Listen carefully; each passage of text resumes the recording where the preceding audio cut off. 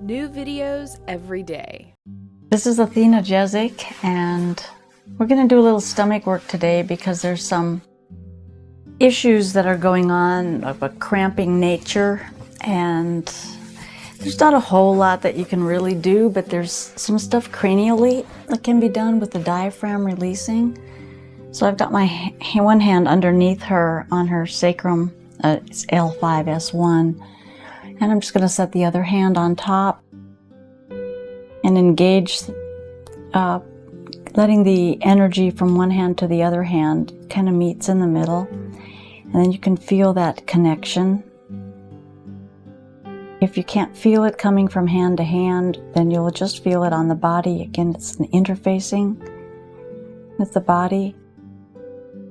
And this is primarily to just interface so that what's called the pelvic diaphragm, it's a band that runs around your body, so that that band can just relax. And so that some of these cramping muscles with this pain kind of feeling about that can be relaxed and just settle down that triggering mechanism.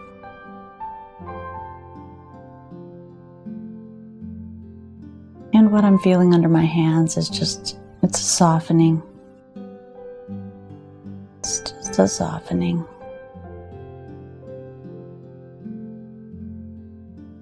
And I'll move my hand up a little and feel it here. Here I'm going into feeling what's going on in the organs underneath. If there's any restriction, any torques, and tissues are unwinding, so there is some activity going on.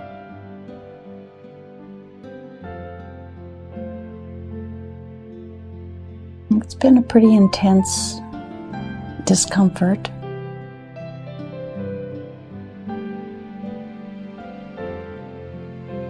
So that's a little bit of unwinding. Can just help. Sometimes just having the hand there and the intention of the hands that you want the person to feel better. Just the touch alone sometimes will bring a measure of comfort.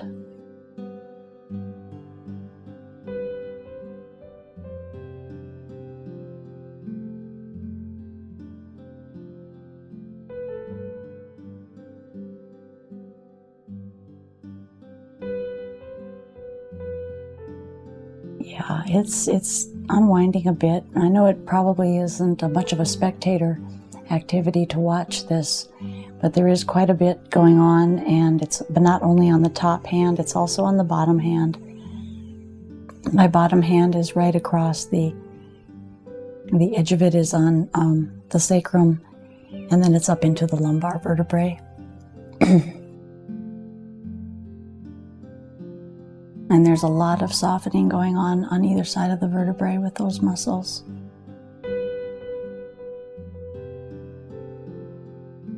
Okay, and then the other thing that I can do for this type of thing is open up the lymph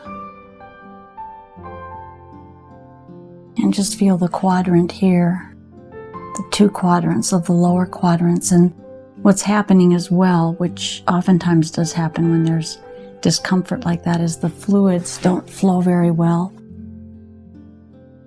So I'm going to do just a little lymph work just to move fluid into the lymphatic system, just to relieve some of the pressure of fluid that might be in some of these nodes that are around this area, the organs. And there's been some referred pain back at the lower part of the kidney and in the low back. It's not really that the back has got the problem, but it is feeling the referred pain. And just to get a little bit of fluid movement into the, out of the nodes and into the system is helpful.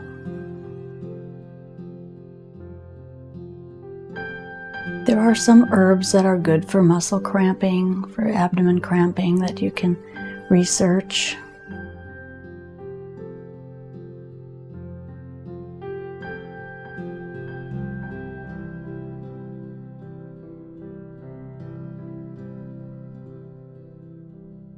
And then I'm going to give a little draining to the liver, because pain will give stress signals.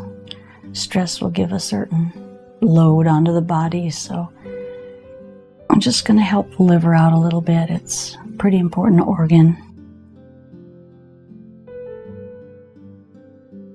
Keep the rest of the system as functioning as well as possible. And this is just moving fluid. It's not like an entire lymph work, opening up the vessels and the areas that need to. And this is already feeling different as far as the way that the fluid is moving. It's not so stuck. Doesn't feel quite as gelatinous as it did. There's more fluidity to it. And then to kind of go underneath here and just rock the body a little bit. Letting the organs just relax out with each other. And then you can come up a little bit more onto the sides and create a wave action. When you see a lot of waving going on like that, that's good. The fluids are moving well. It's when it's tight, that's when we want to work with it a little longer.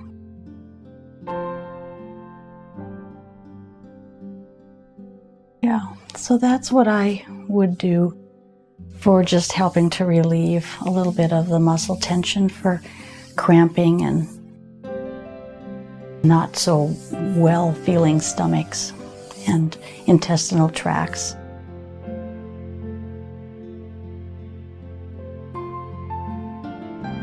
Okay. Always remember, if you are going to be working into the stomach area, that you go gently into it.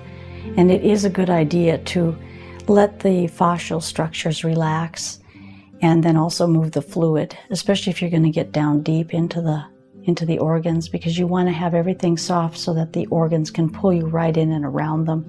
It also makes it easier to find them, so you can go between them. And of course, take a good look at an anatomy book so that you get a good image in your head for the landmarks of where you're going to be working on. Although in some cases there's a lot of distortion that happens to the organs, particularly in very heavy people.